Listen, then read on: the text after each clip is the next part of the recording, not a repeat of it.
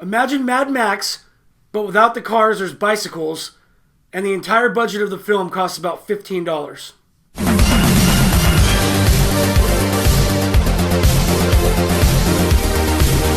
After a 2-week absence of being involved in various wedding activities and being sick, I decided to have my next review be something that maybe not a lot of people have heard about.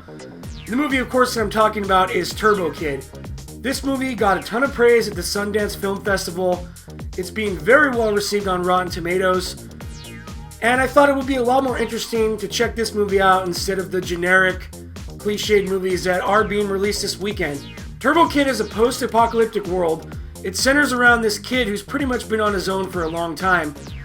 And he idolizes the Turbo Rider, who's a comic book character that he reads his comics all the time. He's got it posted all around his house or wherever he stays at.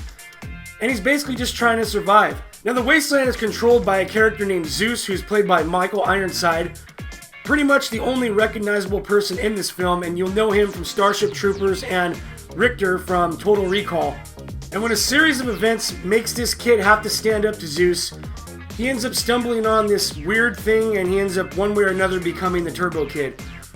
And I said it that way because I really don't want to give away too much more of what this film has.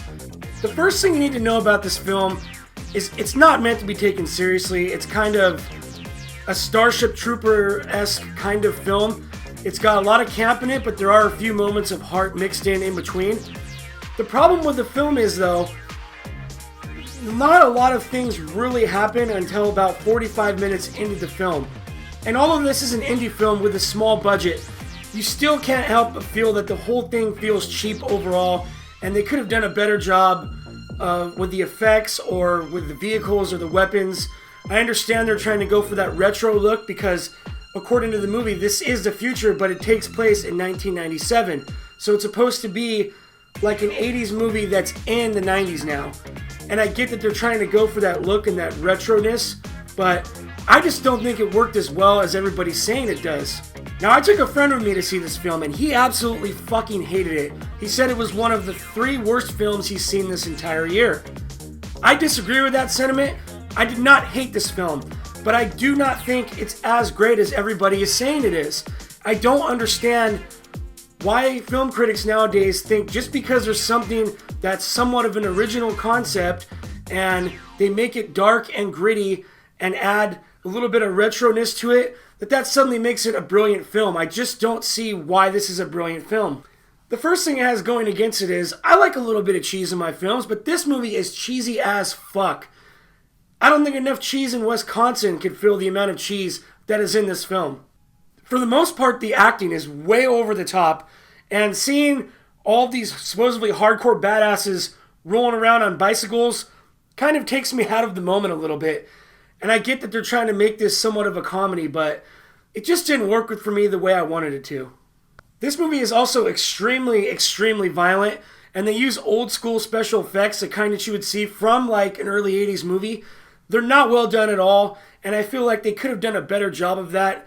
Although something tells me that they were trying to make it look like this because that fits in with the tone of the film.